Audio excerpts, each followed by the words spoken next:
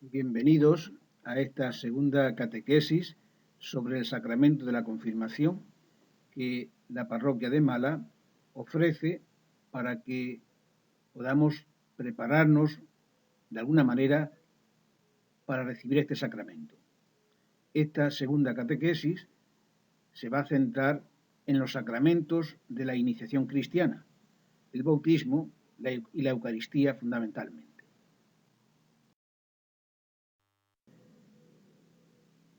La pregunta que hemos de iniciar es: ¿qué son los sacramentos?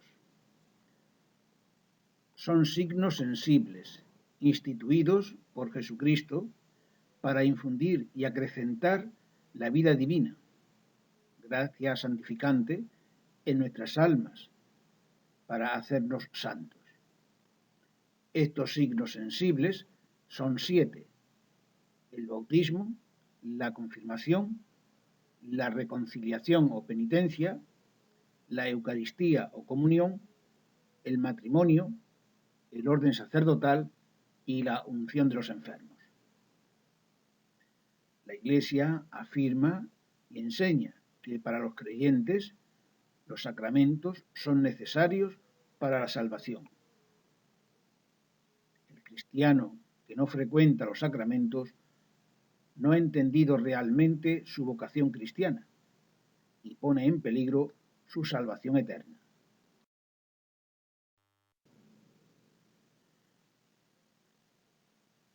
La Iglesia llama sacramentos de la iniciación cristiana a 3 de estos sacramentos: al bautismo, la confirmación y la Eucaristía. La misma palabra iniciación pues ya nos da como la orientación de a qué se refiere. Inicio es el comienzo. El bautismo, porque nacemos a la vida divina, que es lo primero. Con la confirmación se fortalece y llega a su desarrollo esa vida divina, y con la Eucaristía se alimenta la vida recibida en el bautismo. Por eso este sacramento se llama también sacramento de la vida eterna, la Eucaristía. Cuando se bautiza un adulto, estos 3 sacramentos, por eso, los recibe juntos, al mismo tiempo. Y se bautiza y ahí mismo se confirma y a continuación recibe la Eucaristía. En cambio, cuando se bautiza un niño, un pequeño, bueno, pues esos sacramentos se reciben a lo largo del tiempo.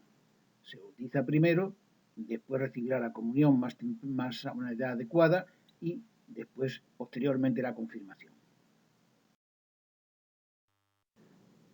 Vamos ahora a ver unas nociones sobre el bautismo, el primero de los sacramentos de la iniciación. ¿Qué es el bautismo? Es el sacramento instituido por Jesucristo, que nos perdona el pecado original, nos hace hijos de Dios, miembros de su Iglesia y herederos del cielo. ¿Qué es el pecado original? Es el pecado con el que todos nacemos, heredado de nuestros primeros padres, Adán y Eva. Se llama original porque es el origen de todos los males y se dio en el origen, es decir, en el principio de la humanidad. Este pecado está en nosotros como un estado, no es una acción que hayamos cometido nosotros, sino que es la situación en la que nacemos como consecuencia del primer pecado de los primeros padres. Este pecado se llama original para distinguirlo del pecado llamado personal, que es el que cometemos cada uno de nosotros con nuestra libre decisión y que se nos perdona en el sacramento de la penitencia o confesión. El pecado personal, por tanto, es todo aquello que de pensamiento, palabra, obra u omisión hacemos en contra de lo que manda la ley de Dios y de la Iglesia. Es el pecado que cometemos nosotros personalmente.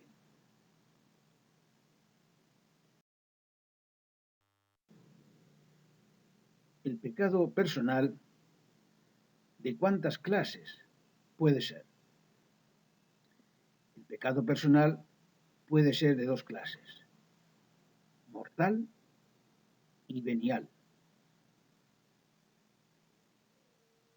El pecado mortal, llamado así porque nos quita la vida divina, la gracia santificante, o sea, mata en nosotros esa vida, la destruye, que nos dio el bautismo, nos hace merecer la condenación eterna del infierno.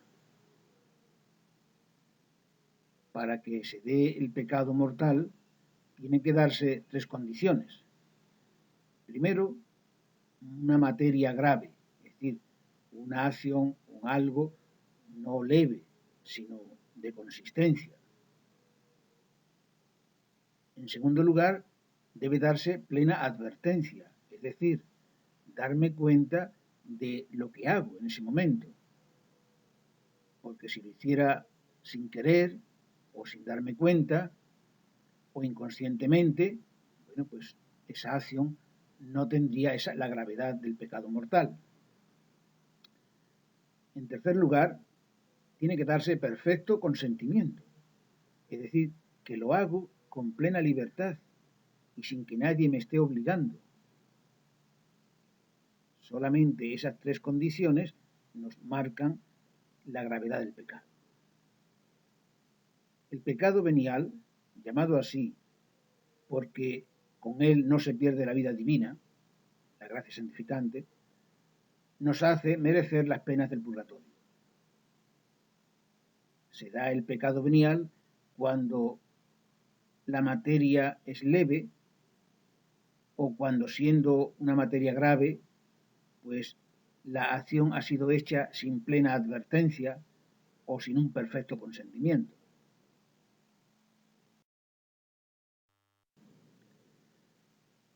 El otro sacramento de la iniciación cristiana es la Eucaristía. ¿Qué es la Eucaristía? Es el sacramento que contiene verdadera, real y sustancialmente el cuerpo y la sangre, el alma y la divinidad de nuestro Señor Jesucristo bajo las apariencias del pan y del vino. Este sacramento, pues, tiene tres dimensiones. Es decir, es un sacramento que se vive en tres aspectos distintos, aunque relacionados. El primero es la Eucaristía sacrificio, que es la Santa Misa. Se llama así sacrificio justamente porque es la renovación del sacrificio de la cruz, y en el cual se realiza el sacramento. Las palabras de la transustanciación convierten y cambian la sustancia del pan y del vino que se ha ofrecido en el cuerpo y la sangre del Señor. Otra dimensión es la Eucaristía comunión, es decir, el hecho de comer o recibir el cuerpo y la sangre del Señor. Cada vez que nos acercamos a comulgar, estamos recibiendo la Eucaristía. Y en tercer lugar, la Eucaristía misterio. Hace referencia a la presencia real del Señor en las hostias consagradas en la misa que se guardan en el sagrario. En la iglesia es fácil ubicar en qué parte se encuentra el sagrario porque habitualmente hay una vela prendida día y noche para avisarnos de que en esa parte de la iglesia se encuentra el sagrario y por lo tanto que en él se encuentra el Santísimo Sacramento, está presente el Señor con su cuerpo y su sangre. Esta ha sido esta segunda catequesis sobre los sacramentos de la iniciación, que se han centrado fundamentalmente en dos de ellos, el bautismo y la Eucaristía.